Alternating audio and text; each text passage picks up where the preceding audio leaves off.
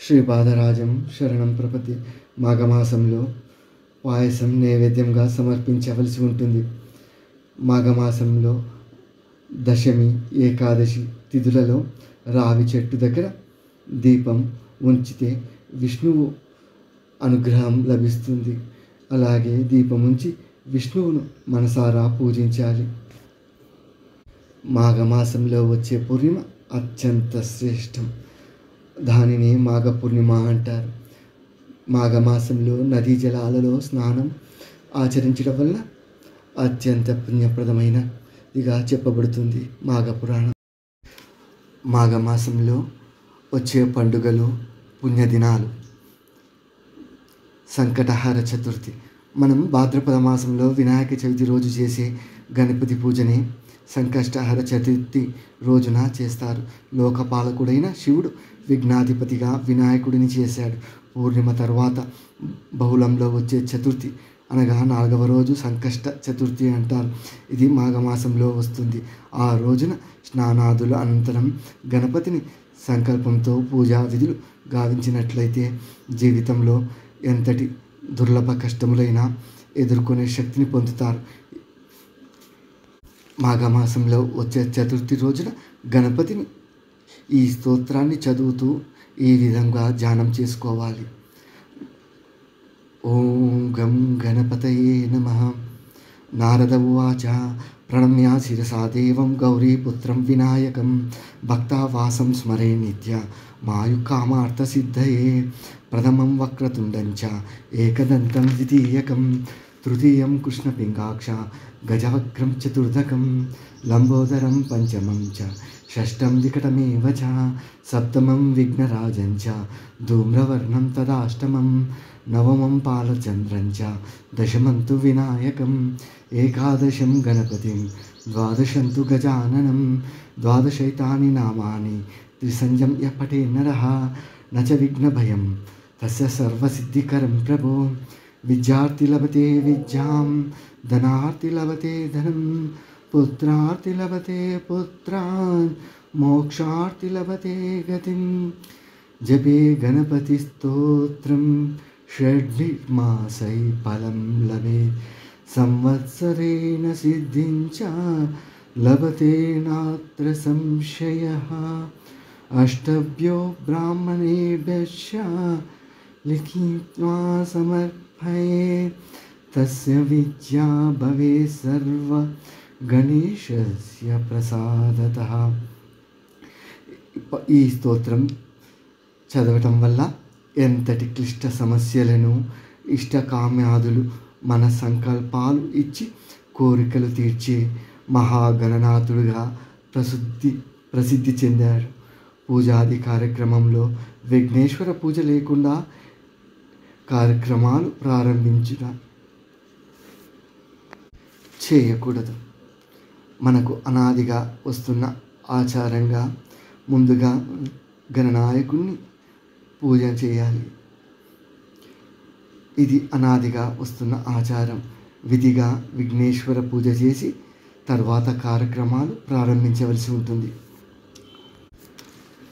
శ్రీ పంచమి. మాఘమాసంలో శుద్ధ పంచమి నాడు శ్రీ పంచమి అంటారు. బుద్ధి సిద్ధి ప్రదాయిని అయిన సరస్వతీదేవి పరమేశ్వరుడి నుండి ఆనాడే ప్రోదుర్భవించింది. నాటి నుండి జ్ఞానం, వాక్కు కలుగుట వలన సరస్వతీ కటాక్షం కొరకు పూజ చేస్తారు.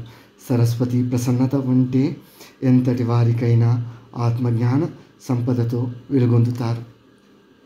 అలాగే మాఘమాసంలో అతి ముఖ్యమైనది రథసప్తమి. సూర్యభగవానుడు ప్రత్యక్ష దైవ స్వరూపుడు.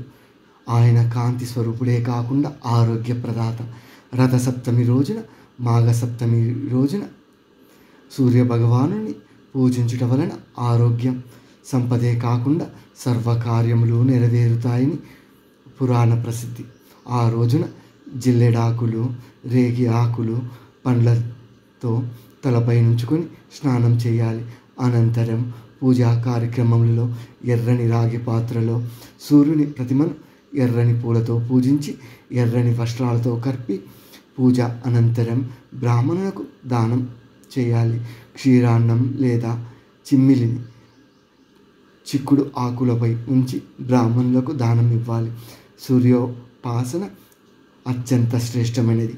అట్టి సూర్యోపాసనకు పూజ, సహస్రనామాలు, స్తోత్రాలు చేయలేని వారు ఈ క్రింది నామాలు చదివి మనస, వాచ, కర్మణలతో మనసును ప్రశాంతతతో కలిగి ఉంచుకోగలగాలి. నామస్మరణ అనంతమైనది.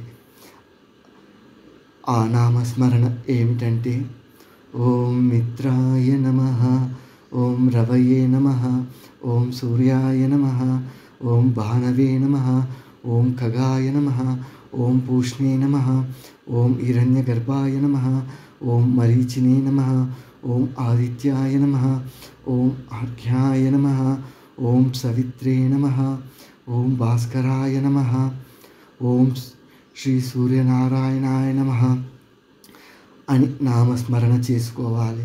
ఇంకా సూర్య భగవానుని గురించి ఎటువంటి ఆరాధన చేయవలసి ఉందంటే సూర్య ఆరాధన, ఆదిత్య హృదయం, సూర్య అష్టకం, ఆదిత్య ద్వాదశ నామాలు వంటి స్తోత్రాలు చెప్పవలసి ఉంటుంది. అలాగే మాఘమాసంలో వచ్చే భీష్మ అష్టమి, ఆ విశిష్టత గురించి తెలుసుకుందాం.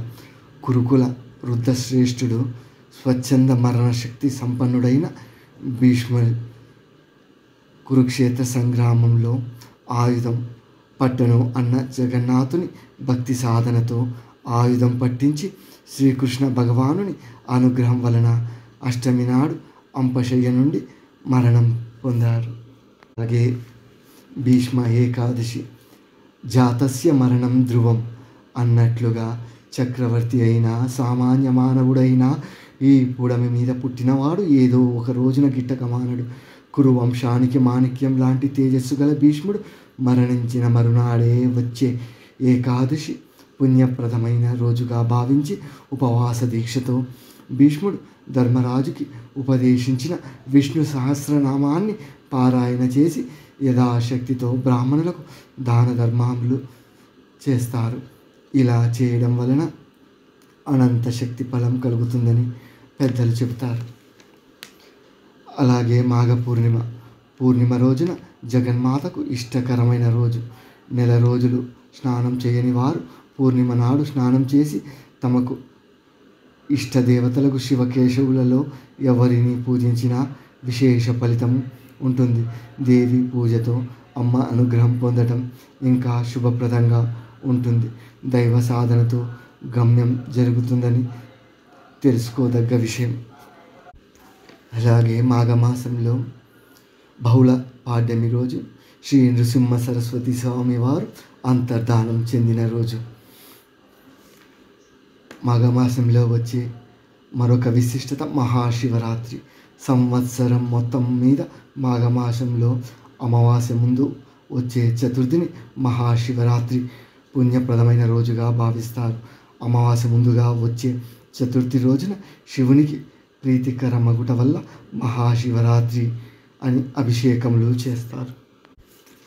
శివరాత్రి రోజున తెల్లవారుజామున స్నానాదులు గావించి యథాశక్తితో మహాదేవుని పూజించి జాగరణతో ఉపవాసం చేసి మరలా యథాశక్తితో ఆచమన వ్రతఫల సిద్ధ్యర్థం యథాశక్తి దానం సంప్రాత్మవం అని బ్రాహ్మణులకు దానం ఇవ్వాలి. దానివల్ల పితృదేవతలు తరిస్తారని పురాణ ప్రసిద్ధి. జయ గురుదేవదత్త. శ్రీపాదరాజం శరణం ప్రపతి. ఓం నమో నారాయణాయ. శ్రీమాత్రే నమః.